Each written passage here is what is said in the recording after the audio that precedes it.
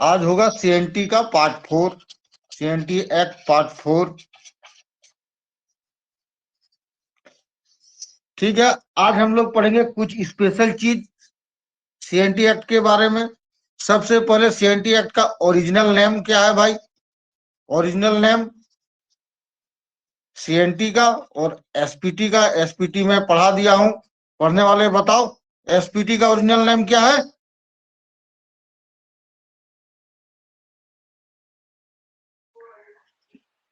किस नाम संथाल से? परगना हाँ, संथाल परगना ये तो डिफेंसी एक्ट प्रोविजनल क्या था सब। हाँ, ये है क्या है?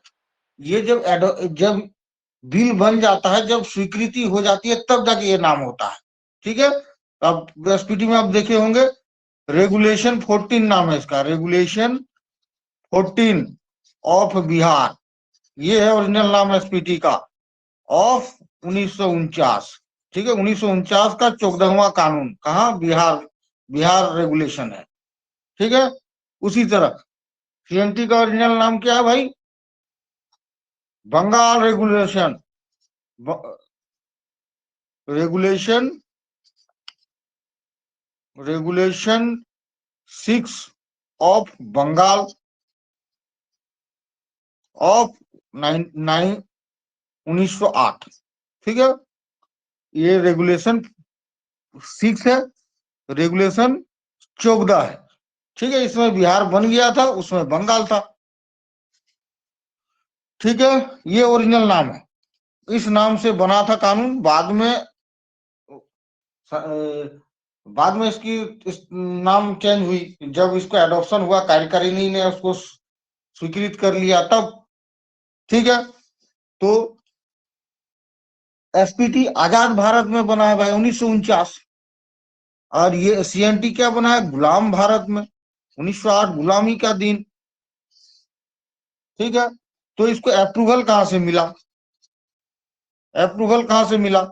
1908। उस स्थिति को आप देखिए, 1908 की स्थिति को आप देखिए। 1908 स्वीकृति कौन देगा? उसमें ये वाला कॉन्स्टिट्यूशन जो अभी है नहीं था। उसमें कॉन्स्टिट्यूशन क्या होता था? भारत शासन अधिनियम फलाना, भारत शासन अधिनियम फलाना। ठीक है, इससे पहले 1908 से पहले जो संविधान टाइप का अधिनियम आया था, उसका नाम था क्या? भारत शासन अधिनियम, भारत शासन अधिनियम 1700, 1908 है तो 1892। ठीक है, इसी से अभी कानून चल रहा है हमारा।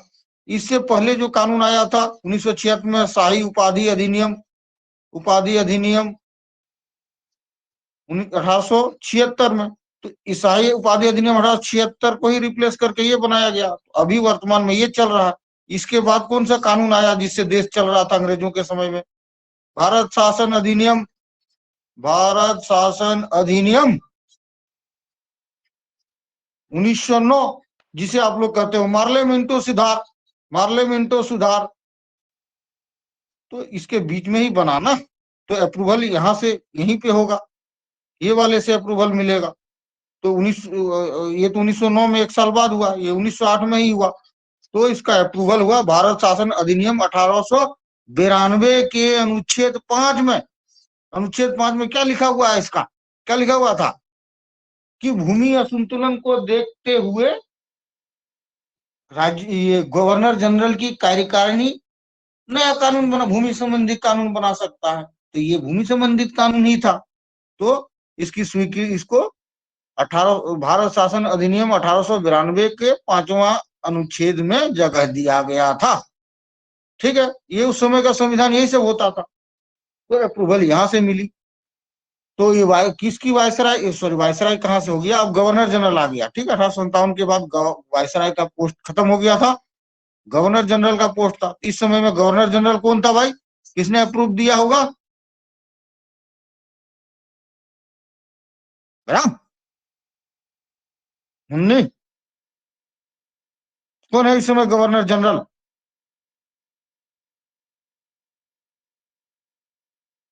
सब बुड़बक लड़का जमा हो गया एक जगह, कुछ लड़कियां भी, कौन है 1908 में गवर्नर जनरल?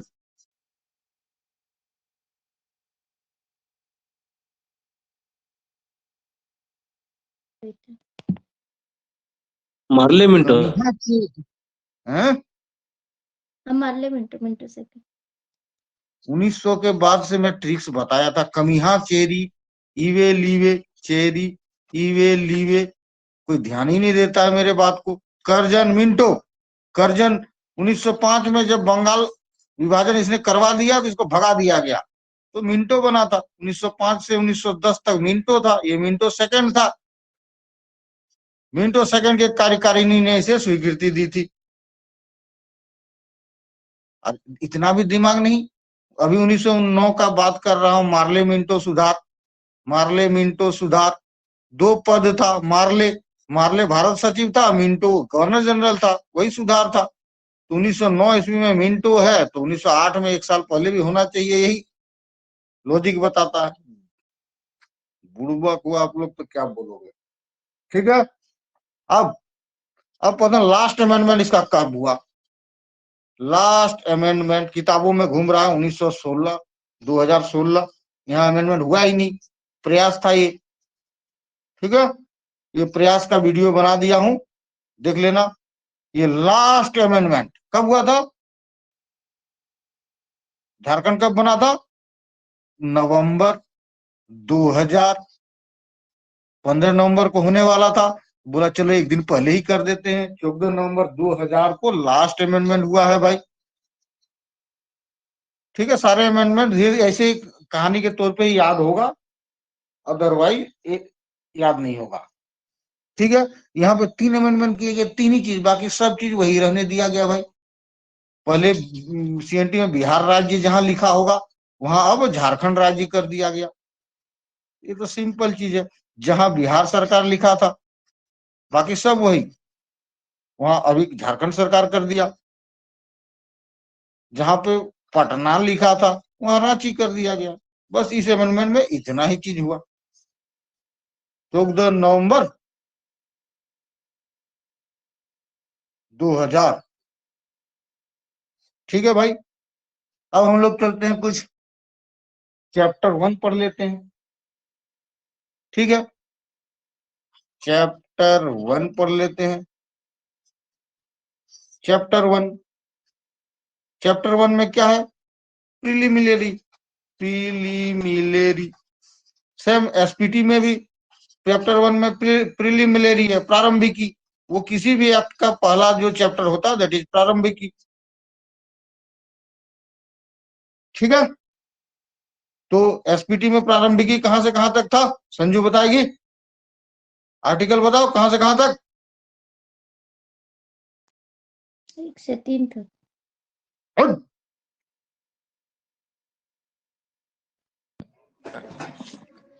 एक से 4 तक सर। 104 तक। जय संविधान में, हमारा कॉन्स्टिट्यूशन में सेम। लेकिन यहां देखो विधाता का विधान, सीएनटी में 1 से 3 तक है प्रीलिमिनरी। ठीक है, कंपेयर करके पढ़ो तो ही याद रहेगा। अब सेक्शन 1 हमें पढ़ना है। ठीक है, पार्ट 1 का, चैप्टर 1 का सेक्शन 1। सेक्शन 1 में क्या चीज है भाई? 2 ही चीज है इसमें। एक में है क्या? Short title. शॉर्ट टाइटल किसी भी एक्ट का, किसी भी एक्ट को देखिएगा पहला शॉर्ट टाइटल ही होता है। शॉर्ट टाइटल देने के पीछे कानून का ये मकसद है कि हम हर इसको जब भी कहीं जिक्र करेंगे तो उसको वो मान्य जिक्र हो। जैसे संथाल परगना, मतलब संथाल परगना टिनांसी एक्ट आपको हर जगह बोलना पड़ेगा तो कितना भारी लगेगा। संथाल परगना टिनांसी एक्ट 1949, तो उसके लिए एक शॉर्ट टाइटल बनाया जाता है भाई। शॉर्ट टाइटल एसपीटी बना दो और ये मान्य होगा। जहां एसपीटी की उच्चारण हो गया मतलब यही माना जाएगा, यही एक्ट को माना जाएगा। इसीलिए शॉर्ट टाइटल किसी भी एक्ट में दिया जाता है। ठीक है, तो बोला कि एक में क्या शॉर्ट टाइटल क्या होगा इसका? CNT act. ठीक है, दूसरा में क्या कहता? एक का दूसरा में कहता हुआ इसका एक्सटेंशन की बात किया गया है। एक्सटेंशन की बात किया गया कि कहाँ कहाँ इसका विस्तार होगा। तो ये वहां पे जब मूल लिखा गया था 1908 में लिखा गया था, अभी लिखा गया है क्या 1908 में? तब क्या था? तब दो ही चीज था, दक्षिण छोटा नागपुर और उत्तरी छोटा नागपुर। ठीक है, तो यही लिखा है, लेकिन आज बदल के दक्षिण छोटा नागपुर पलामू हो गया। ठीक है, और ये भी बट गया, एक और नया निकल के आ गया क्या, कोल्हान। ठीक है, ये सब निकल के आ गया। फिर वहां से मानभूम को भी इधर मिला दिया गया, है ना, मानभूम आधा काट के हम लोगों को दे दिया गया, तो मानभूम भी मिल गया। तो ये सब चीजों में इसका विस्तार बाद में बताया गया। ये 1949 ईस्वी को जो अमेंडमेंट था उसमें लिखा गया है, याद करने की जरूरत नहीं है। फिलहाल इतना जान लो कि 1 का 2 में लिखा हुआ एक्सटेंशन कि इसका विस्तार अभी के कोल्हान, पलामू, उत्तरी छोटा नागपुर, दक्षिण छोटा नागपुर प्रमंडलों में है। कहानी खत्म। और एसपीटी में क्या लिखा हुआ था? एसपीटी में अलग लिखा हुआ, एसपीटी में 2 1 2 3 2 1 प्रिलिमिनरी में 4 1 क्यों पड़ गया उसमें? वही कि उसमें 2 नंबर में एक्सटेंशन दिया हुआ है। एसपीटी में 2 नंबर में एक्सटेंशन दिया, इसमें एक ही नंबर में एक भाग में ये दे दिया शॉर्ट टाइटल, दूसरा में एक्सटेंशन, इसीलिए इसके वजह से बढ़ गया। ठीक है, एसपीटी ज्यादा सीरियली बनाया हुआ कानून है कंपेयर टू सीएनटी। जब आप इंटरव्यू में जाएंगे क्वेश्चन पूछेगा भाई सीएनटी एसपीटी में क्या अंतर है, तो धीरे धीरे आपको पता चलेगा। एक चीज, व्यवस्था इसकी अच्छी है, जो लिखने की व्यवस्था है एसपीटी की अच्छी है, क्योंकि आधुनिक है और ये पुराना है। ठीक, कई चीजें आपको समय के साथ पता चलेगी। ठीक है भाई, सीएनटी का पहला सेक्शन पता चल गया, सेक्शन 1। सेक्शन 2 पढ़ते हम लोग। सेक्शन 2 में क्या है? रिपील। रिपील रिपील या निरसन, मतलब जो चीज हटाना है। ठीक है, ये सीएनटी एक्ट तुरंत का कानून थोड़ा ना, इससे पहले जो कानून चला आ रहा है उसी का संशोधित रूप है। तो इस सीएनटी से पहले कई कानून थे, उसी कानून को विकसित करके सीएनटी बनाया गया। तो इन कानूनों से क्या क्या हटाना है, वो भी कानून वही सारे कानूनों का संग्रहण है, एक ही जगह जमा करके बनाया गया था सीएनटी। तो इन कानूनों से क्या क्या हटाना है उसके बारे में लिखा गया है भाई। ठीक है, तो 2 में लिखा गया है कि अनुच्छेद 2 में 2 रिपील है, 2 का 1 में रिपील 1 है, 2 में रिपील 2 है। ठीक है, रिपील 1 मतलब कौन कौन से कानून हटाया है उसको अनुसूचित शेड्यूल 1 में दर्शाया गया है, शेड्यूल ए में, और रिपील 2 मतलब शेड्यूल बी में, शेड्यूल बी में। तो ये एक्ट कहता है कि क्या रिपील करेगा? सीएनटी एक्ट का अनुच्छेद 2 का 1 कहता है कि शेड्यूल ए में जो जो कानून का वर्णन है वो सब मान्य नहीं होंगे। अनुच्छेद 2 का 2 क्या कहता है? शेड्यूल्ड बी में जो कानून है वो मान्य नहीं होंगे। ठीक है, 2 शेड्यूल है एसपीटी में भी, 2 शेड्यूल है सीएनटी में भी। ठीक है, तो सीएनटी के अनुसार शेड्यूल ए और शेड्यूल बी में जो जो कानून लिखा गया है वो कानून मान्य नहीं होंगे, आज से खत्म। जब सीएनटी की निर्माण हुआ था, मतलब ओरिजिनल सीएनटी में सिर्फ एक शेड्यूल थे, दैट इज शेड्यूल ए। बाद में सीएनटी अमेंडमेंट एक्ट 1949 के तहत से शेड्यूल बी भी जोड़ा गया। ठीक है, शेड्यूल बी भी जोड़ा गया। तो ये शेड्यूल बी को जुड़ने का क्या कारण है?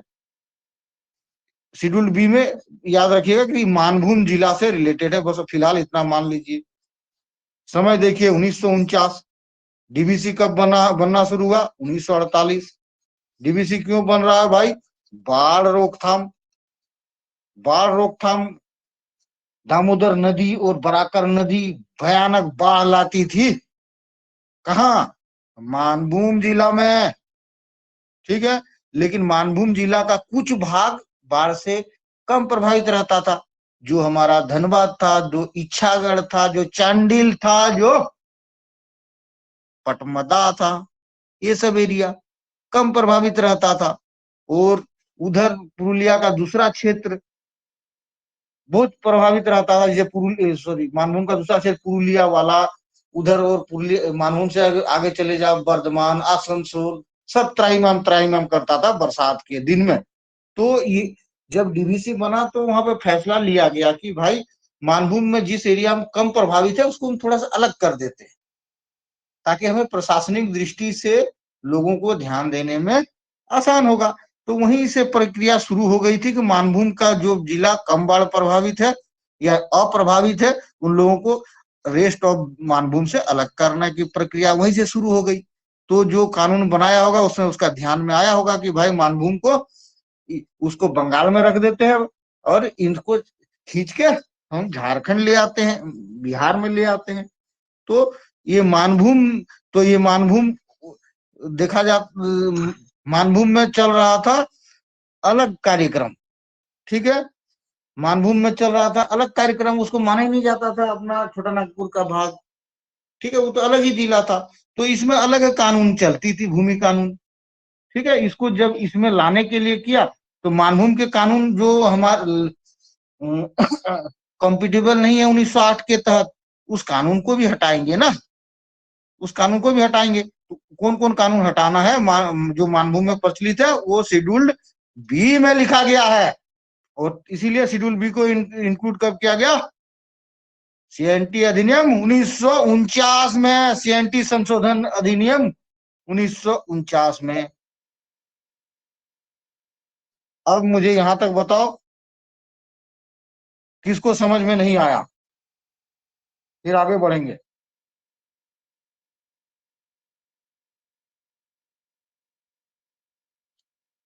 संजू को समझ में आया क्या क्या मैं बोलना चाह रहा था अब तक?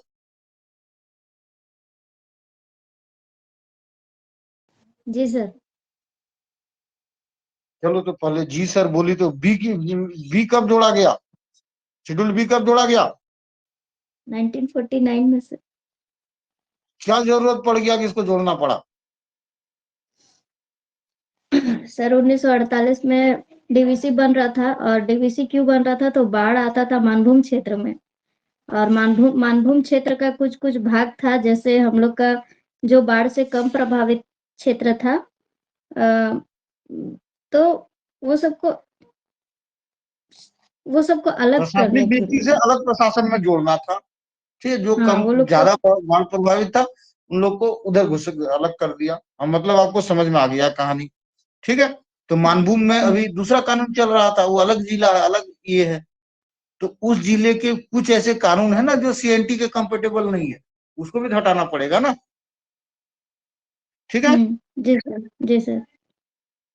किशोर को समझ में आया? हाँ सर, समझ में आया सर। ऐसा कोई है जिसे समझ में ना आया हो? क्योंकि खिचपिच नहीं रखने का।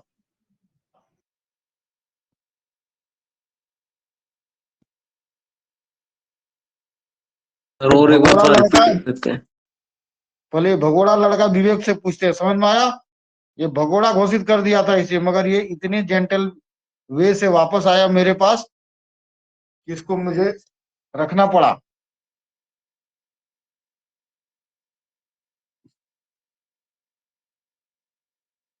रिपीट करने की जरूरत नहीं, मुन्नी को समझ में आ गया है।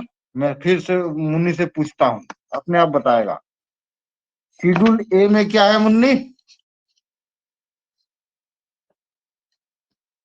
बताओ अपने भाषा में, संथाली में बताओ।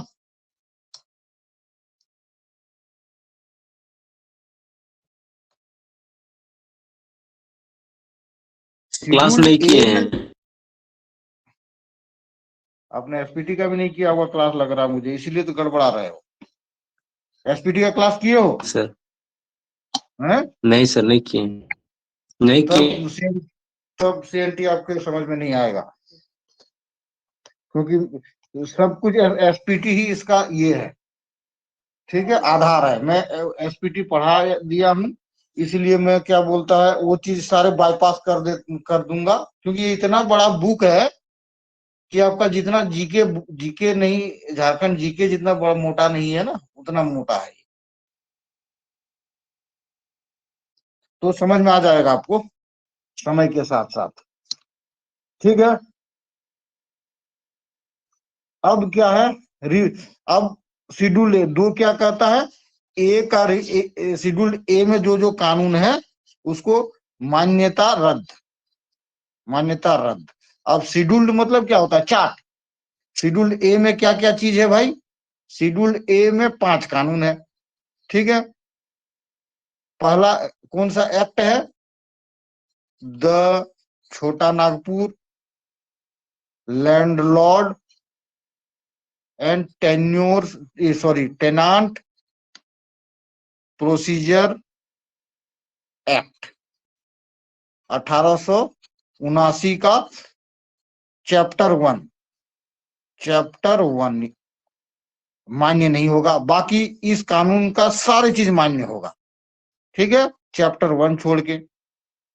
दूसरा क्या है, द छोटा नागपुर कम्युनिकेशन, दूसरा है the Bengal rent regulation act, the Bengal rent regulation act, इसका कौन सा नंबर,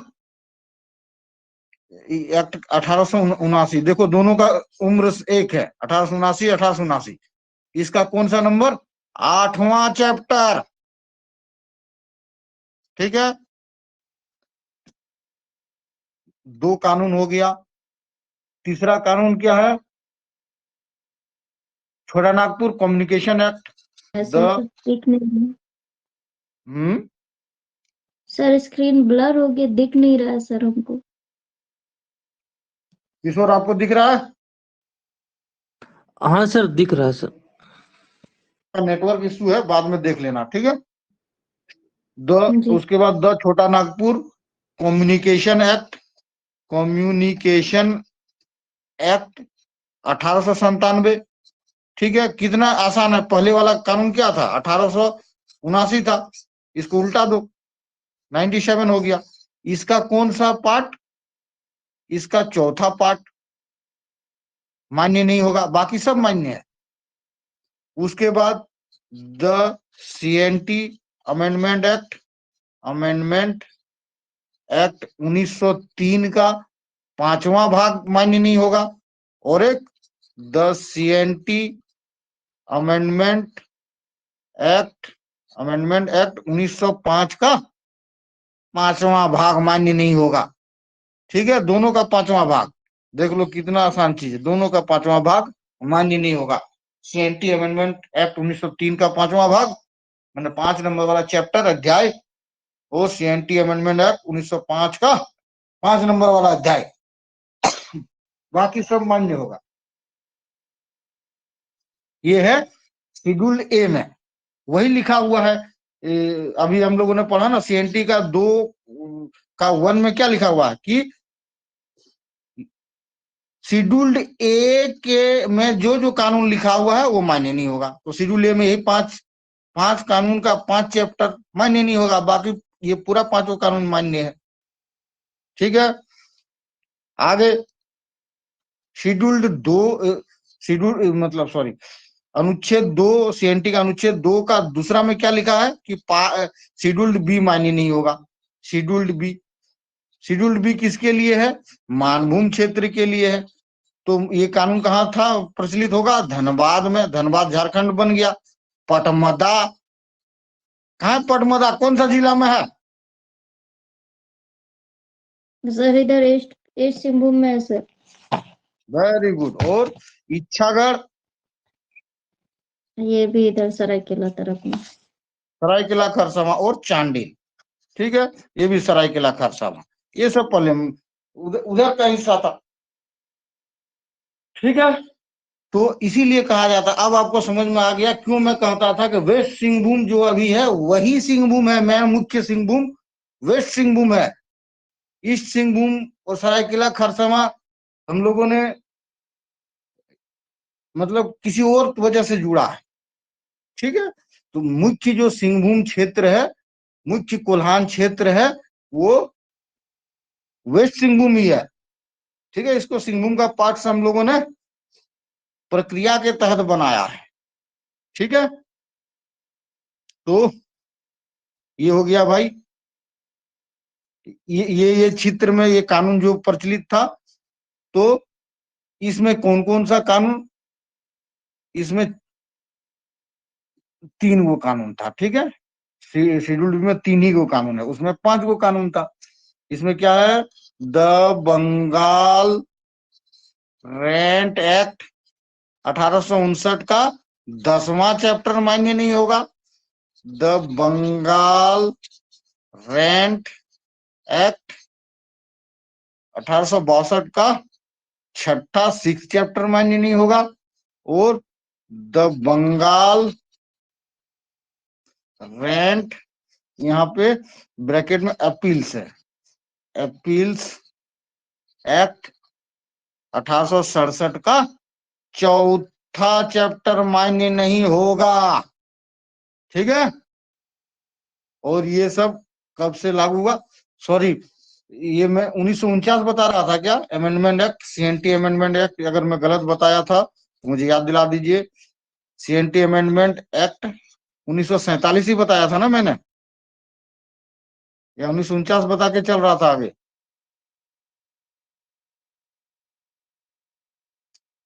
कोई बात नहीं, अगर मैं 1949 बता दिया था तो उसको अवैध घोषित कर दीजिए। वेद यही है, 1900 सीएनटी अमेंडमेंट एक्ट 1947 के तहत शेड्यूल्ड बी को जोड़ा गया सीएनटी में, और मानभूम एरिया में प्रचलित 3 कानून में 3 अध्याय को हटाया गया, ठीक है। आज का क्लास खत्म। थोड़ा रिवीजन कर लेते हैं अब। ओरिजिनल नाम क्या है इसका, सीएनटी का ओरिजिनल नाम,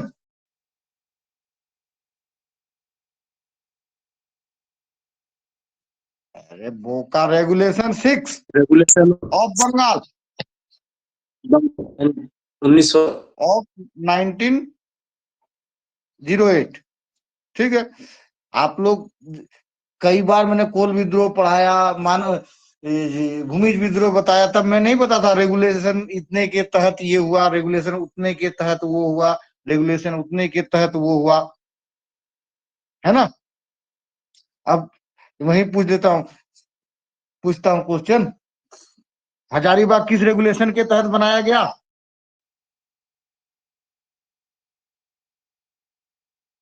संजू?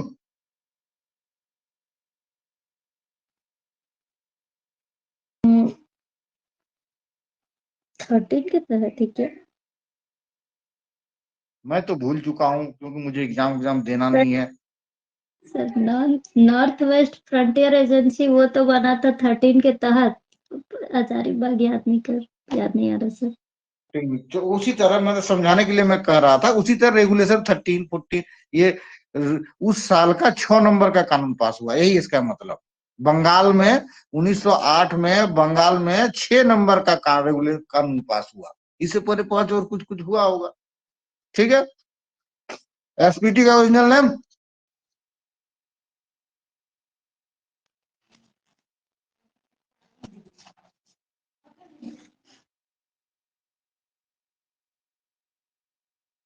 बिहार एक्ट 14 या बिहार रेगुलेशन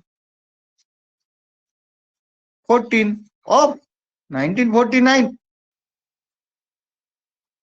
ठीक है। सीएनटी को अप्रूवल बताओ, कैसे अप्रूव्ड हुआ ये?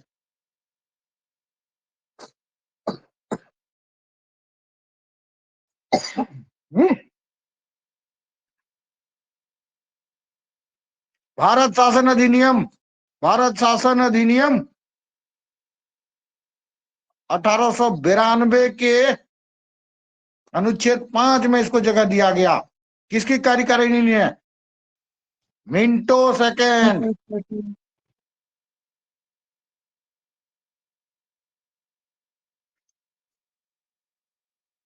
कुछ नहीं है, एक बार देख लो, just like SPT act, nothing. यहाँ पे कुछ, मैं तो सोच रहा था आप लोग बहुत होशियार हो, मैंने एसपीटी पढ़ा दिया, सीएनटी अपने आप पढ़ लोगे।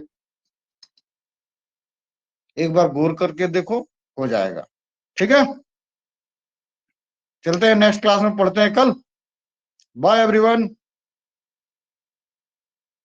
Bye sir, thank you sir. That's Yes, sir. Thank you, sir. Thank you. Welcome.